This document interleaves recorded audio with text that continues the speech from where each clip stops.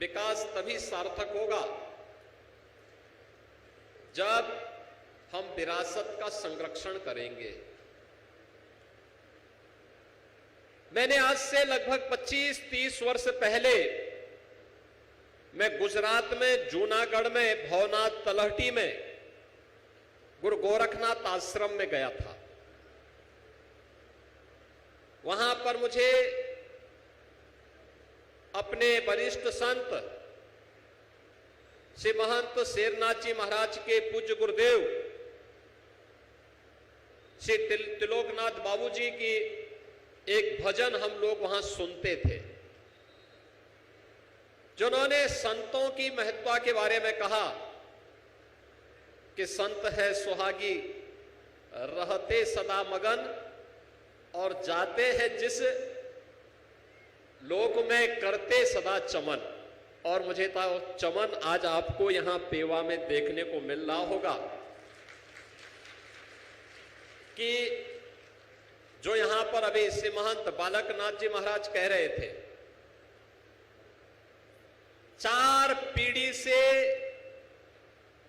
ऐसे नीचे की ओर पतन की ओर जा रहा एक पवित्र सिद्ध की यह पावन धरा, पवित्र स्थान एक योग्य योगी के आने के बाद कैसे उत्थान की ओर अग्रसर होता हुआ गया है, यह भी आप सबने देखा होगा पिछले कुछ वर्षों के अंदर।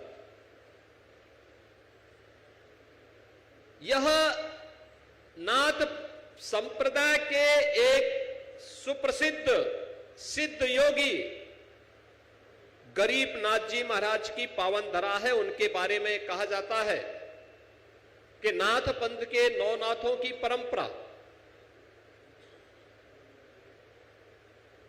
सत्यनाथ जी की परंपरा के वे अवतारी योगी थे और सत्यनाथ की योग की परंपरा को उन्होंने इस स्थान से विस्तार दिया था। और सत्यनाथ के योगी देश के अंदर जहां कहीं भी रहते हैं वे अपना स्थान पेवा को मानते हैं। उनका सिर माथा पेवा है, पेवा की धरा है, यानी पेवा की धरा है।